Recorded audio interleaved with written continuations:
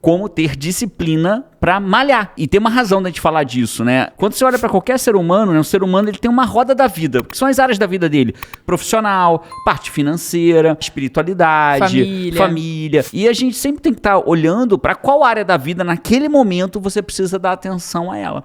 E muitas vezes na nossa vida a gente precisa dar atenção ao nosso corpo. Tem um princípio da comunidade no comando que é que seu corpo seja a armadura das suas conquistas e não o peso das suas derrotas. O que isso quer dizer? Cara, onde tem minha conquista, meu corpo estava junto, né? E ele pode ter sido um recurso, uma interferência. Então, que a minha vulnerabilidade seja só força, eu não sou um cara que amo malhar. Eu não sou o cara que amo correr. Eu amo quem eu me torno depois que eu malho e depois que eu corro.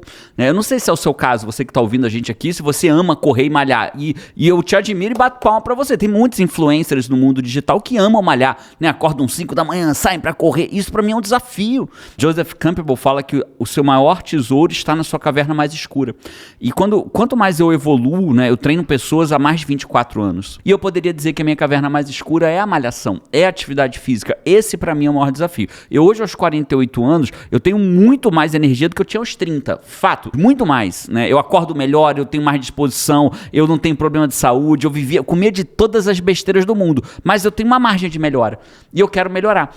E aí, o que eu fiz? Só para você entender o que já fazia aqui nesse podcast hoje. Eu criei 8 regras para você ter disciplina e malhar.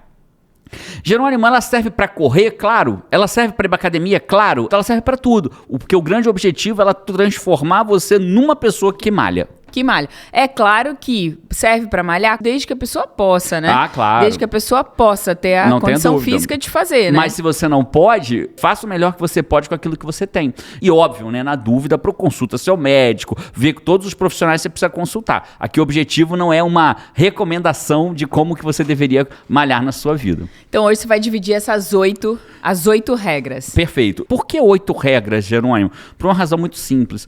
Num determinado momento da minha jornada, eu me tornei obstinado pela lei de Pareto. O que é a lei de Pareto, É o 20% que gera 80% dos resultados. A lei de Pareto, tem várias teorias como surgiu a lei de Pareto, Mas, basicamente, uma das teorias que eu acho muito positivas, Pareto começou a observar que as árvores que davam frutos tinham uma pequena quantidade de árvore que dava a maior parte dos frutos. Então ele olhava assim, caramba, cara, 20% das árvores... Eu tenho 100 árvores no meu jardim, mas 20 delas dão 80% dos frutos. Então eu fico cuidando de 100 árvores para dar 100%. Mas se eu cuidar só de 20, eu tenho 80. Então, às vezes eu abro mão de cuidar de outras 80 árvores para cuidar só de 20. E isso eficiência pura, né? E aí ele começou a perceber que isso vale para todos os aspectos da nossa vida. Você olha para sua empresa, você vai reparar que 20% dos produtos te dão 80% do seu faturamento. E aí você pode abrir mão de alguns treinamentos, de alguns produtos, porque eles não são lucrativos ou dão muito pouca margem. Você perde energia. Em tudo, Numa loja deve ter o tal do produto que você compra, você tem que comprar, não sei o quê, loja de roupa, assim, ou de outras coisas, que eles não saem muito, mas eles ocupam espaço na prateleira, eles têm que ser comprados. Cuidar do estoque. Talvez passe da validade. Isso. E aí, dentro dessa linha lógica, o que eu me tornei obstinado? Em buscar os 20% que gera 80% do resultado. Então, o que eu vou te falar, só para ficar bem claro, são 8 regras para você ter disciplina e malhar, finalmente malhar. A primeira regra é muito simples. Imagina uma família que tem uma meta, viajar por 50 cidades no mundo. E aí o que acontece? Ela viaja pela primeira, pela segunda, pela terceira, pela quarta, pela quinta, pela sexta. Você acha, Paty, que ela vai esperar chegar na cidade 50 para comemorar que cumpriu, ou ela vai curtindo cada cidade que ela conhece? Cada cidade. Cada cidade que ela conhece, Só que a gente não faz isso na nossa vida.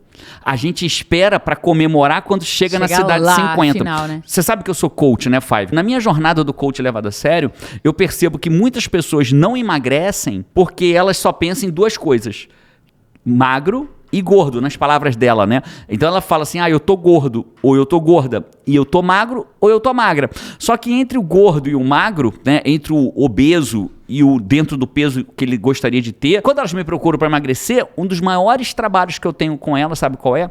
Estabelecer metas intermediárias entre o gordo e o magro. Estou usando palavras do meu cliente. Um cliente meu eliminou 27 quilos com um processo de coaching, Então ele elimina às vezes 7 quilos e vira e fala assim, cara, tô gordo ainda, tem 20 quilos para eliminar. Aí ele faz o quê? desiste. Então, meu trabalho é fazer com que ele reconheça que existem várias etapas. Nesses 27 quilos, existe o perder 1, o perder 2, o perder 3, o perder 4. Então, é comemorar cada viagem, né? Isso, mas aqui a gente não está falando de comemoração ainda. A gente é curtir cada cidade que conhece. Então, a primeira regra para você ter disciplina e conseguir finalmente malhar. Tenha 2 metas. Qual Quais meta? são as 2? Imagina que você vai começar a malhar hoje e tem uma meta objetivo final. A pessoa talvez queira eliminar 10 quilos, diminuir 5% de gordura, correr uma maratona, fazer um Ironman. É o objetivo final dela. Perfeito. Então você tem que ter 2 objetivos. Um é o seu objetivo final. Esse quase todo mundo tem, né? Inclusive o professor da academia, ele pergunta: qual o seu objetivo? Qual o seu objetivo? Mas ele comete um erro. O professor da academia e o aluno também. Qual é o teu objetivo final? Beleza, parabéns. Só que falar do objetivo final é falar: eu quero conhecer 50 cidades. E o que falta para ele e quais são as cidades que você vai conhecer para comemorar cada cidade? Como é que é isso na prática? Né? A pergunta é: beleza, esse é o teu objetivo final. E nos primeiros 30 dias? Qual é o seu objetivo nos primeiros 30 dias? Isso muda o jogo. Ninguém pergunta. Ninguém pergunta. Por que a regra é qual é o seu objetivo nos primeiros 30 dias? Então, por exemplo, eu, Jerônimo, eu estou começando. Esse projeto que eu criei foi um projeto com a minha comunidade no comando, com os meus mentorados, com a turma que eu acabei de abrir de mentoria dos meus mentorados com a comunidade no comando. Então, eu desafiei eles a malhar por 30 dias seguidos, para estabelecer neles o hábito de malhar, porque mais importante do quanto você malha é se tornar um malhador, né? Uma pessoa que vai para academia, que cuida do seu corpo, né? Então eu estabeleci uma meta com eles, malhar por 30 dias. E a gente tem 2, a primeira regra é: qual é a sua meta final? Eu, Jerônimo, tenho uma meta: eliminar 10 quilos. É a minha meta final. Mas a minha meta nos primeiros 30 dias é eliminar 4. Porque nos primeiros 30 dias eu vou desinchar mais, eu vou ter o melhor. Então, eu tenho uma meta. Então, meu objetivo dentro de 30 dias, eu estou hoje com 87,2. Então, minha meta para 30 dias é pesar 4 quilos a menos, 83,2. Né? Então, eu tenho a primeira cidade que eu vou. Então, a regra 1 é: tenha sim o desafio final, mas tenha o desafio dos próximos 30. E quando você alcançar esse, mais 30. Mais 30. Mais 30. E aí você vai comemorando, vai curtindo a jornada, né? Cada cidade. Incrível. Isso. Então essa é a primeira regra. Defina 2 objetivos específicos. O da jornada e o dos próximos 30 dias. Fechado? Essa é a primeira regra. Vamos para a segunda regra? A segunda regra é o seguinte: existem 3 motivadores na jornada, né? E são eles que eu trabalho muito forte com os meus mentorados, né?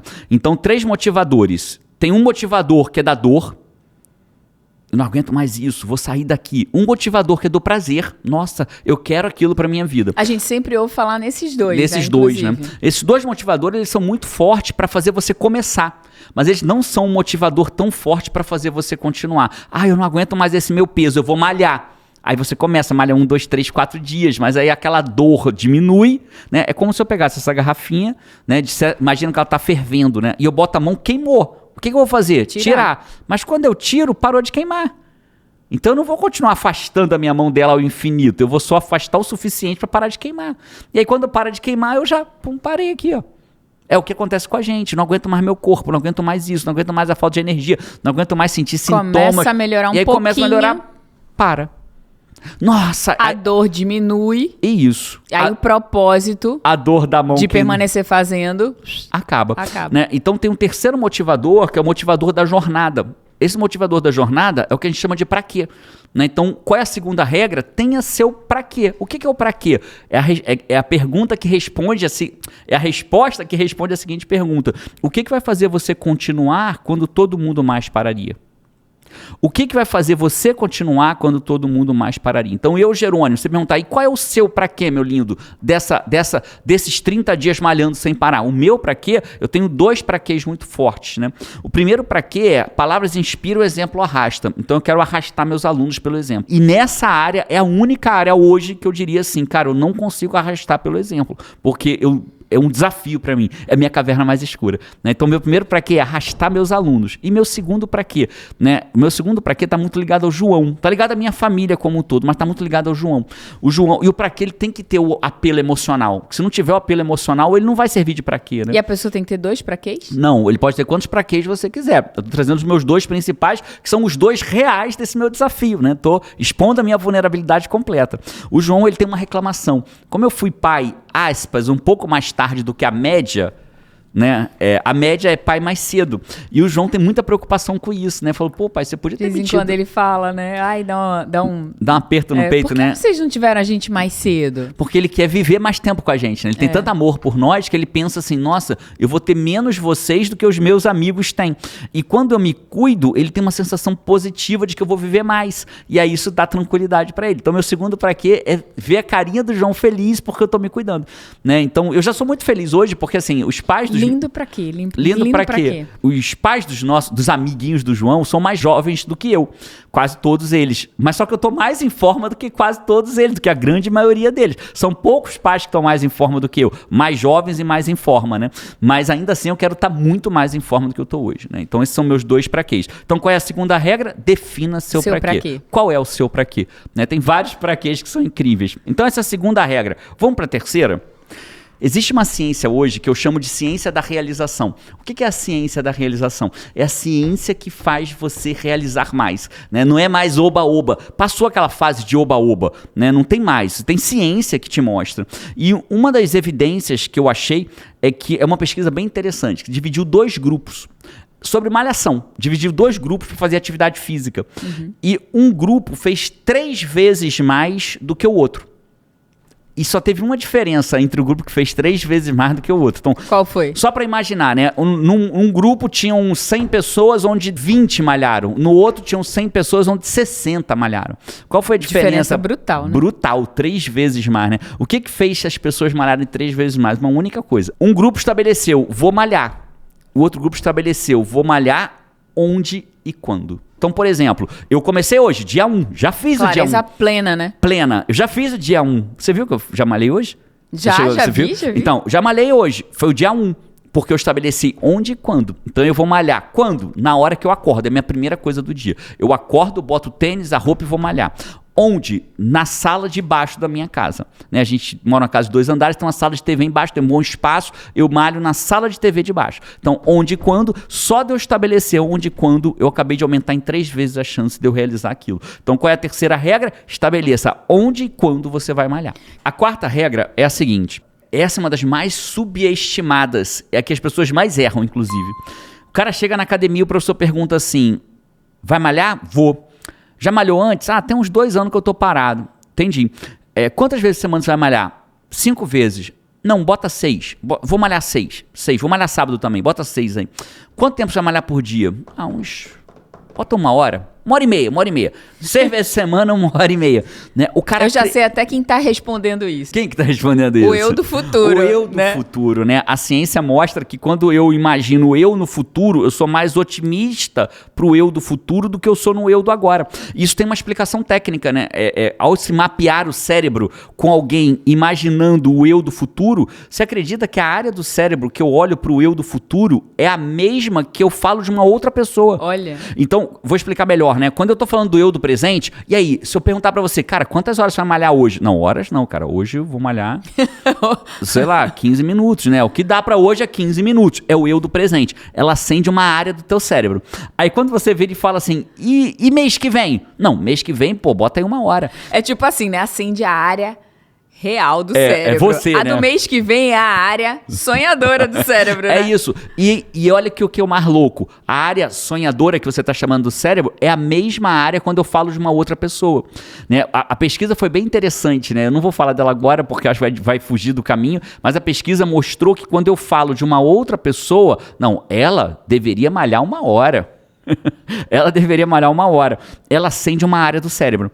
A mesma quando eu falo do eu do futuro. Mas quando eu falo de mim, hoje, ela acende uma outra área. Então, quando eu falo do eu do futuro, é como se eu estivesse falando de alguém. O que alguém deveria fazer? Não, aquele ali... Você responde o ideal e não responde o real que você, né, consegue. Você responde com... baseado no ideal mesmo, com menos comprometimento, né? É isso. E aqui é um grande erro, né? Qual é o grande erro? As pessoas, elas não jogam para vencer. Elas jogam inocentemente como crianças que acreditam que vão completar. Então, veja, quando eu estabeleço que eu vou malhar 1 hora por dia, 6 vezes por semana, mas malho meia hora por dia, 4 vezes, o que o nosso cérebro registra? Que eu falhei. Eu falei e não fiz. Nossa, eu falei que ia malhar 6 vezes, mas malhei só 4. Registra aqui, meia hora. Não consegui. Essa semana eu não... Ele não vai registrar, essa semana eu malhei 4 vezes. Vai registrar, cara, nessa semana eu não consegui. E aí, na prática, o cérebro da maioria das pessoas vai fazer, não vai gerar dopamina, que é a molécula da motivação, da realização. Vai gerar o quê? Às vezes vai gerar cortisol. Pô, cara, não consegui, né? E a ciência mostra, num livro incrível da Kelly McGonigal, que é uma pesquisadora de Stanford, ela provou que a autopunição diminui o meu nível de realização. Então, se autopunir, eu não consegui, eu sou um bosta, baixa o seu autocontrole e logo aumenta o seu nível de procrastinação. Olha só. Né? Então, porque quando a gente fala que a pessoa não está conseguindo malhar, o que a gente está traduzindo em outras palavras ela está procrastinando cuidar do corpo. É isso que a gente está dizendo. Quando a pessoa não dá atenção ao casamento, ela está procrastinando cuidar do casamento. Quando ela não dá atenção à parte financeira, ela está procrastinando ser rico. Está deixando para depois ser rico. Está deixando para depois sair do SPC. Né? Quando ela aceita um trabalho bosta, que ela odeia, e que toda segunda-feira ela vai para o trabalho se arrastando, então ela está procrastinando ter um emprego pleno. Então isso tudo é procrastinar. E como a gente está falando hoje de malhar, quando eu me puno, quando eu gero muito mais cortisol do que dopamina, eu estou apoiando a procrastinação de eu cuidar do meu corpo. Então, qual é a quarta regra? Jogue para vencer. O que quer dizer jogue para vencer? Eu prefiro muito mais, baseado em evidência, que você malhe 5 minutos por dia, 6 dias na semana, do que e vença, do que malhe 4 vezes 30 minutos por dia e perca. Porque é o jogo da consistência, né? Não é o jogo de fazer esse mês, não é o jogo de fazer essa semana, não é o jogo de fazer 30 dias.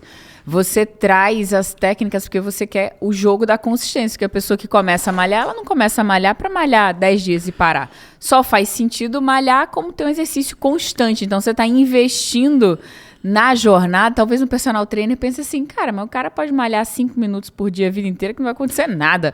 Mas você está cuidando do jogo de transformar aquilo que a pessoa quer fazer na vida dela em um hábito. Né? Em vencer, em comemorar, então, criar. Eu tô falando como aqui, sem palavras técnicas, claro. Mas você tá criando todo o reforço estrutural para que a pessoa continue fazendo. Você lembra qual foi a primeira frase do podcast que eu falei? Disciplina é você fazer aquilo quando você não está com vontade de fazer. Então, o que a gente vai fazer é te tornar um disciplinado, obviamente, mas melhor do que isso, fazer que você tenha prazer em fazer, porque você não gasta esforço em fazer. E como que eu vou ter prazer em fazer? Quando eu associo dopamina a uma determinada atividade. As pessoas não precisam de esforço para olhar a rede social. Elas precisam de esforço para não olhar. Por que elas não precisam de esforço para olhar a rede social? Porque a rede social gera dopamina. Então ela está atrás daquela dopamina. E quando eu consigo fazer a mesma lógica e querer tanto uma atividade física quanto eu quero uma rede social, né, se é que isso é possível, mas se eu fizer isso ou muito próximo disso, eu não vou gastar força de vontade para malhar. Então o que eu prefiro que você faça? Que meus clientes façam, que meus mentorados façam, que vençam. Porque quando você vence, você associa a dopamina. Você tem pequenas vitórias e a dopamina vem. E aí quando a dopamina vem, o que acontece na prática? Eu quero mais daquilo. E quando eu quero mais daquilo, eu deixo de me esforçar. E quando eu deixo de me esforçar, eu me torno uma pessoa que malha. E não alguém que está se esforçando para malhar. Aí você vai para aquela área do prazer, né? Você se afasta da dor, vai entrando na zona de prazer, de ter feito e tal. Aquilo fica cheio de motivação. E mais do que isso, isso entra na zona da facilidade. Isso se torna mais simples, né? Porque, e aí depois, João, quer dizer, mas se eu malhar 5 minutos pro resto da vida, eu não vou ter o corpo que eu desejo, mas você não vai malhar 5 minutos pro resto da vida. Depois que você adquire aquele hábito, você já tá na academia. Eu já tô aqui, malhei 5 minutos, jogue para vencer. Qual é a quarta regra? Entenda, muito, isso vale para tudo. Para leitura, para tudo. Eu quero me tornar um leitor. Eu prefiro que você leia 5 minutos e vença do que diga que vai ler 1 hora e só leia 20. E aí sente que perdeu, que não fez o que tinha que ser feito. Incrível. Quarta regra é jogue para vencer. Então vamos falar da quinta regra. A quinta regra é assim, ó. Hoje as evidências científicas mostram que a força de vontade ela é finita. Ela é igual ao músculo, ela acaba. Né? Ela, de um lado, como é que o músculo funciona? Quanto mais você exercita... mais ele fica forte. Forte. Mas quanto mais você usa na hora... mas a energia dele vai acabando. Então, por exemplo, se você faz supino na academia, né? Quando você começa com 0 quilo praticamente. Em algum momento você bota 5, depois 10, depois 20, depois 30. Ou seja, o teu músculo está ficando, aspas, mais forte. Né? Só que quando você faz com 30 quilos, você faz o quê? 3 séries de 10. A quarta você já não aguenta mais, né? Em tese. Ou a quinta você já não aguenta mais, porque ela acaba. Então, as duas formas servem para força de vontade. De um lado, você fica mais forte quando você exercita, mas de outro, você tem um limite para exercitar. Então, a força de vontade, ela é finita. E ela acaba ao longo do dia. Então, quando eu tenho um projeto grande como malhar é um projeto grande, tá, Five? Só pra você entender, malhar não é trivial pra maioria das pessoas. Quando eu fiz a pergunta no Instagram, eu perguntei, você não cuida do seu corpo hoje? Cuida, mas deveria cuidar mais? Ou tá no comando do seu corpo? Né? Só 8% falou que estava no comando. 92% ou não cuida ou cuida mal. Tá. Né? Então, é um desafio para as pessoas cuidar do próprio corpo. Então, se ele é um desafio, os seus desafios não deveriam ser a última coisa do seu dia, que é onde a sua força de vontade já foi embora. Né? Então, se você quer fazer... É a hora que você tá mais já...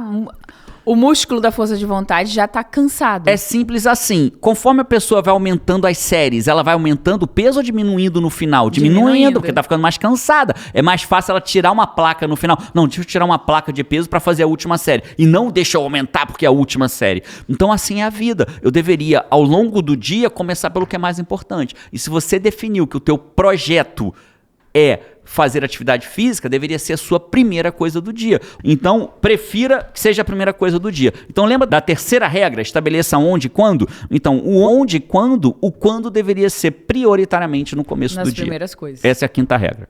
Posso ir direto para sexta? Mas aí, deixa eu te fazer uma pergunta. À noite na academia é um horário que mais bomba, né? É uma excelente pergunta. Eu vejo as pessoas, é claro, à tarde é o horário mais vazio, porque as pessoas trabalham e tal. De manhã tem muita gente, mas à noite a tendência é de ter maior número de pessoas. Isso assim...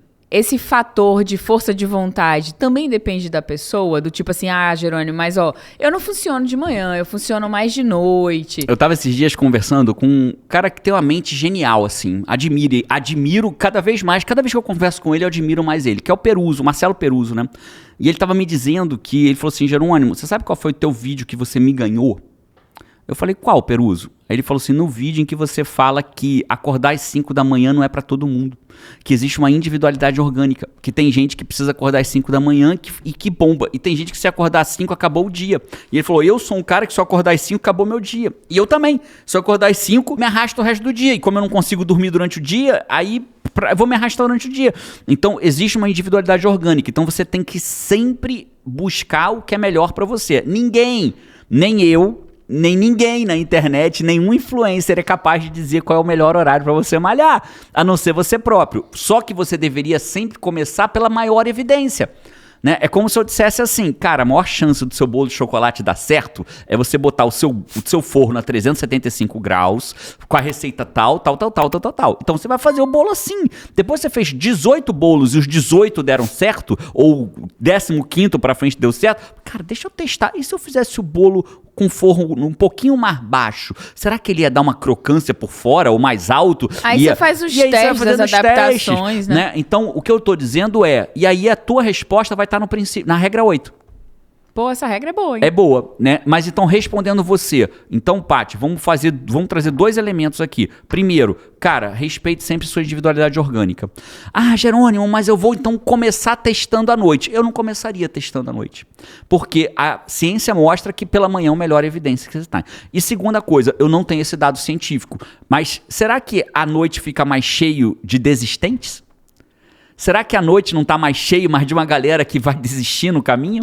Porque tá cheio porque todo mundo vai naquela hora. E será que não é justamente por isso que a grande maioria absoluta desiste da academia nos primeiros 3 meses? Que aí vai empolgadão, tal, depois faz, nossa, cara, não, já tive um dia inteiro de trabalho, não sei o quê, papapá, tô cansado, não vou, né? Talvez seja incrível pra malhar naquele horário nas primeiras 2 semanas. E quando a motivação acaba, será que continua bom? Então eu não tenho esses dados. Então, respondendo a tua pergunta, faça o que é melhor pra você, seja o cientista de você próprio. Agora, na minha opinião... Quer começar? Que não tem evidência, busca a melhor receita, né? Quer começar, busca a melhor receita. Vamos pra sexta regra? Perfeito, Sexta regra é a seguinte, lembra daquela viagem que eu falei, que o cara vai conhecer 50 cidades? E ao conhecer 50 cidades, ele... vai curtindo cada cidade. Ele precisa curtir cada cidade, porque quando ele curte a primeira, ele fala, cara, como será que é a segunda? Como será que é a terceira? Como será que é a quarta? Celebre e muito a cada conquista. Curte cada viagem. Cada né? viagem. Cada cidade, cada viagem. Cada cidade. Não deixa pra comemorar quando você eliminar os 10 quilos. Porque se você não comemora, você não gera dopamina. Cara, Jerônimo, você toda hora volta na dopamina. Porque é a molécula da motivação. É a molécula da realização. Se você não está conseguindo o que você quer pra sua vida, provavelmente você não está gerindo, vamos chamar de gerir, adequadamente a sua dopamina. Vamos pra sétima? A sétima regra, ela é muito forte. Ela é muito forte, né? Várias evidências mostram que quando você se compromete publicamente com as pessoas certas, você tem muito mais chance de realizar. Então, quando você precisa ter a sua tribo, bem direto ao assunto. Eu lembro que quando eu decidi largar meu emprego público para viver de coaching, né? Eu era advogado da União, falei, vou largar meu emprego público, vou viver de coaching, que é o que eu amo fazer da minha vida. Eu tinha 2 grupos de amigos, né? Um grupo dizia, você tá maluco, você tá louco, vai largar, você não tá pensando na tua família, não tá pensando... E eles faziam isso por amor. Mas eu tinha um outro grupo, uma tribo de empresários que eu fazia parte, né? E eles disseram o quê? Pô, até que enfim, Jerônimo. Então, quando a gente precisa ter uma tribo que queira a mesma coisa que a gente. A gente precisa andar com quem quer fazer as coisas que a gente quer fazer, né? Que a gente quando eu criei a comunidade no comando, né? Que é um ambiente perfeito para isso. Um ambiente fortalecedor. Que, aliás, é o programa mais acessível que eu tenho, né? As pessoas falam assim, Jerônimo, qual é o programa mais acessível que você tem para eu começar essa jornada? Qual o passo 1, né? Então, a 7 é ter a sua tribo, né? Você precisa ter a sua tribo. Se comprometa publicamente com as pessoas certas. Então, por exemplo, eu tô agora, Five, te usando como minha tribo. Tá se comprometendo, tô me comprometendo que daqui a um mês eu vou estar 4 quilos a menos. Hoje eu tô com 87,2 e vou voltar aqui com 83,2 ou menos daqui a um mês. Fino, né? Ainda não, porque o fino vai ser no 10, mas vou estar muito mais fino do que eu tô hoje. Com meu filho muito mais orgulhoso de mim do que eu tô hoje, né? Inspirando e arrastando meus alunos muito mais do que eu arrasto hoje nessa área da minha vida. Então, para ser totalmente íntegro com a minha palavra, né? Qual é a minha tribo? É a comunidade no comando. Foi com eles que eu me comprometi. E tô fazendo publicamente com você aqui também, Five. Então, tem a sua tribo que ela vai te ajudar, ela vai te arrastar. Vamos para finalmente a 8ª regra? 8ª regra, chegamos nela. Qual é a 8ª regra, Paty? Qual a 8ª regra? A 8ª regra foi a pergunta mais difícil que me fizeram na vida até hoje, né? Assim, uma das mais difíceis, talvez não a mais, mas uma das mais. Eu vejo, sempre que eu posso, eu vejo meu direct no Instagram e eu recebi uma pergunta, dizia assim, Jerônimo, como que eu vou ser fora da média? Como que eu vou ser acima da média se eu tive câncer e fiquei com sequelas?